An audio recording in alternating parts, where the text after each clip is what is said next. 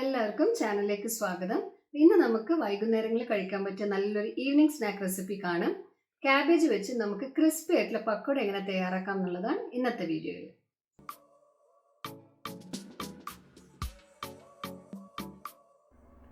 നമ്മൾ ക്യാബേജ് പക്കോട ഉണ്ടാക്കാൻ വേണ്ടി ഞാൻ ക്യാബേജ് സ്ലൈസ് ചെയ്ത് വെച്ചിട്ടുണ്ട്. അതിലേക്ക് ഒരു വലിയുള്ളി നമുക്ക് ചേർത്ത് കൊടുക്കാം.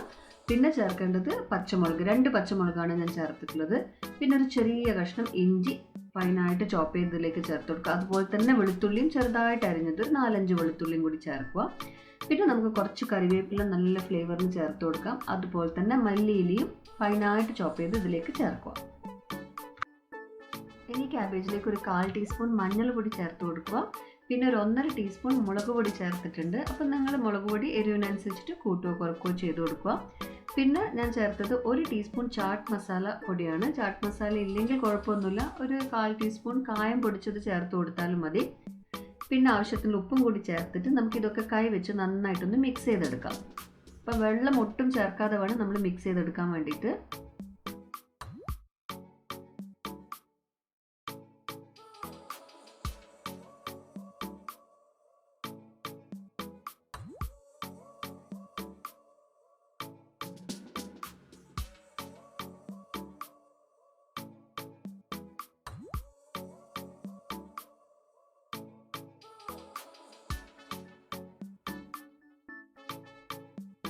ഇനി ക്യാബേജിലേക്ക് 4 ടേബിൾ സ്പൂൺ അരിപ്പൊടി ചേർത്ത് കൊടുക്കുക.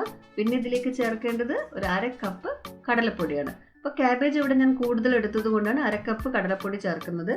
നിങ്ങൾ കുറച്ച് എടുക്കുന്നതാണെങ്കിൽ അതിനനുസരിച്ചുള്ള കടലപ്പൊടി ചേർത്ത് കൊടുത്താൽ മതി. എന്നിട്ട് നമുക്കിതൊക്കെ ഒന്ന് വീണ്ടും മിക്സ് ചെയ്തെടുക്കാം.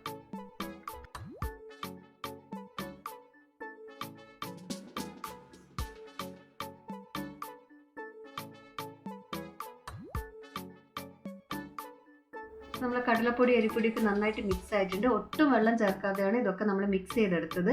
ഇനി നമുക്ക് ചൂടായ എണ്ണയിലേക്ക് നമ്മൾ ഇഷ്ടമുള്ള ഷേപ്പിൽ കുറച്ച് ക്യാബേജ് എടുത്തിട്ട് അതിലേക്ക് ഇട്ട് നമുക്ക് ഫ്രൈ ചെയ്തെടുക്കാം.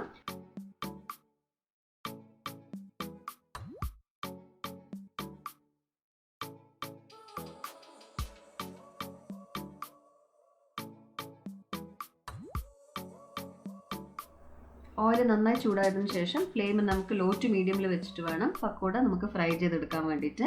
എല്ലാ സൈഡും ഒരുപോലെ ബ്രൗൺ ആവാൻ വേണ്ടി ഒരു സ്പൂൺ ഉപയോഗിച്ച് നമുക്കിതൊന്ന് തിരിച്ചിട്ട് കൊടുക്കണം. അപ്പം ഗോൾഡൻ ബ്രൗൺ കളറായി കഴിഞ്ഞാൽ നമ്മൾ പക്കോട റെഡിയായി നിർത്താം.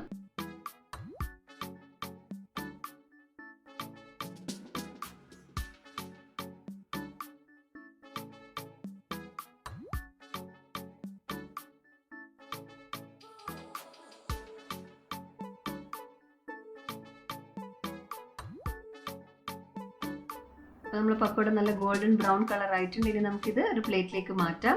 അപ്പോൾ ഈ ഒരു സിമ്പിൾ ആയിട്ടുള്ള റെസിപ്പി എല്ലാവർക്കും ഇഷ്ടമായെന്ന് വിചാരിക്കുന്നു. ഇഷ്ടമായിട്ടുണ്ടെങ്കിൽ തീർച്ചയായും ട്രൈ ചെയ്യുക. എന്നിട്ട് ഫീഡ്ബാക്കും കൂടി അറിയിക്കുക. അപ്പം വീണ്ടും കാണാം നല്ല വീഡിയോയുമായി. അതുവരെ bye bye and thank you.